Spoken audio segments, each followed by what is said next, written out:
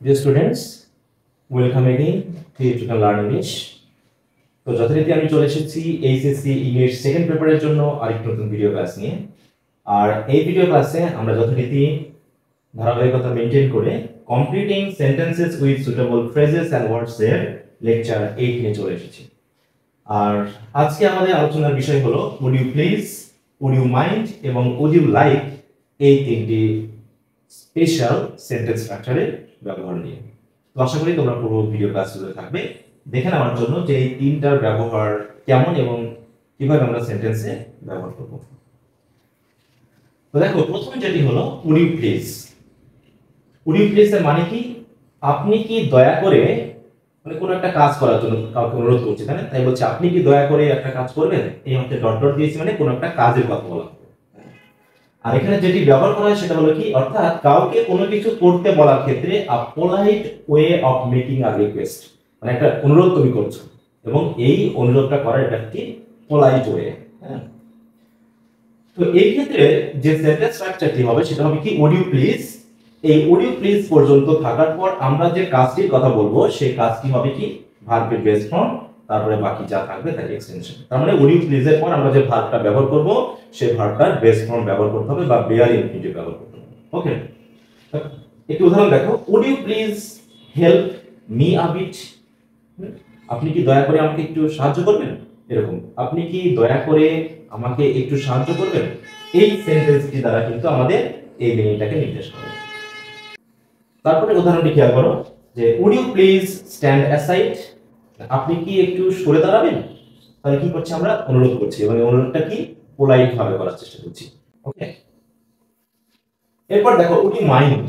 আপনি কি কিছু মনে করবেন, মানে কোন একটা কাজ কাউকে করতে বলছি, তাই আমি তাকে আগে থেকেই বলে নিচ্ছি যে আপনি এই কাজটা করতে গিয়ে কিছু মনে করবেন কিনা, মানে একটা অনুরোধ।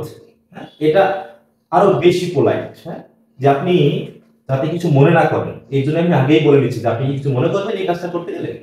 তাহলে বলছে অর্থাৎ কাউকে কোনো কিছু করতে বলার ক্ষেত্রে a more polite and common way of making a request. তাহলে ওটা ছিল পোলাইট, কিন্তু এটা মোর পোলাইট এবং এটা কমন, এটা আমরা সবচেয়ে বেশি ব্যবহার করে থাকি। ওকে, মাইন্ডের ব্যবহারটা এখানে যে স্ট্রাকচারটি হয় সেটা হচ্ছে কি, উড ইউ মাইন্ড এর পর হবে ভার্বের সাথে আইএনজি। আর ওটা ছিল কি, ভার্বের বেস ফর্ম বা বেয়ার ইনফিনিটিভ। আর এটা হচ্ছে কি, উড ইউ মাইন্ড এর পর হবে কি, ভার্বের সাথে আইএনজি। ওকে, যেমন would you mind passing me the salt. এখানে কি বলা হচ্ছে দেখো, যে আপনি এই সল্টটা পাস করে দিলে কি কিছু মনে করবেন, মানে আমি আসলে চাচ্ছি যে আপনি যাতে কিছু মনে না করেন।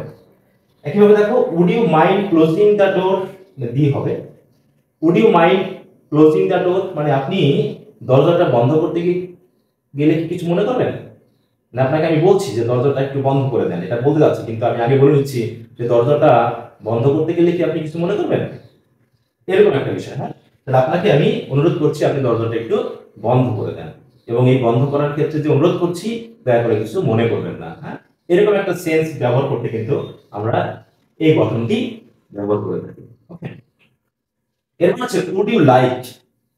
উড ইউ লাইক মানে আপনি কি কিছু চান, মানে কোনো কিছু করতে চান বা কোনো কিছু চান, এটার আবার দুইটা সেন্সই কিন্তু ব্যবহার হয়।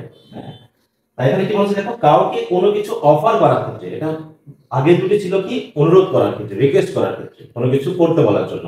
আর এটা হচ্ছে কাউকে কোনো কিছু দেওয়া বা অফার করা অথবা কোনো কিছু করতে অফার করা। এই দুটা অফার করার ক্ষেত্রে এটা আমরা কি বলবো, a more polite and common way of making an offer. Okay, তো কি বলছে দেখো, উড ইউ লাইক, আমরা নাউন বা নাউন ফ্রেজ ইউজ করব। যদি আমরা ভার্ব ইউজ না করি, জাস্ট যদি আমরা কোনো বস্তু বা জিনিস ব্যবহার করে থাকি তাহলে কি হচ্ছে, সেখানে আমরা নাউন বা নাউন ফ্রেজটি ব্যবহার করব। আর যদি আমরা ভার্ব ইউজ করি তখন উড ইউ লাইক এর পর আমরা টু প্লাস ভার্বের বেস ফর্ম ইউজ করব, করে বাকি যা থাকবে সেগুলো বসাবো। তাহলে এখানে কি বলছে দেখো, would you like a cup of tea. তাহলে আমরা প্রথমে নাউন ফ্রেজ ইউজ করেছি, তারপরে কি বলছে দেখো, would you like to have a cup of tea. তাহলে would you like a cup of tea, এখানে কোনো ভার্ব নেই, জাস্ট নাউন ফ্রেজ আছে। আর এখানে would you like to have a cup of tea, just সেন্সটা কি, যে ভার্ব বসালে আমরা ইনফিনিটিভ করব, আর যদি ভার্ব না বসে জাস্ট নাউন ফ্রেজ বসাবো। তো এই হচ্ছে আমাদের তিনটা স্পেশাল ফ্রেজেস বা সেন্টেন্স স্ট্রাকচারের ব্যবহার, would you please, would you mind এবং উড ইউ লাইক।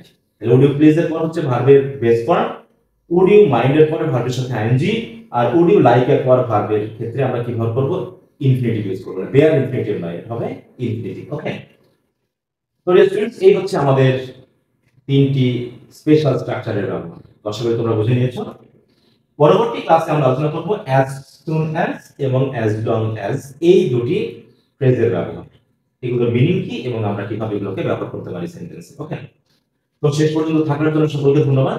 তো পরবর্তী ভিডিও ক্লাস পর্যন্ত তোমাদের জন্য বেস্ট উইশ থাকলো।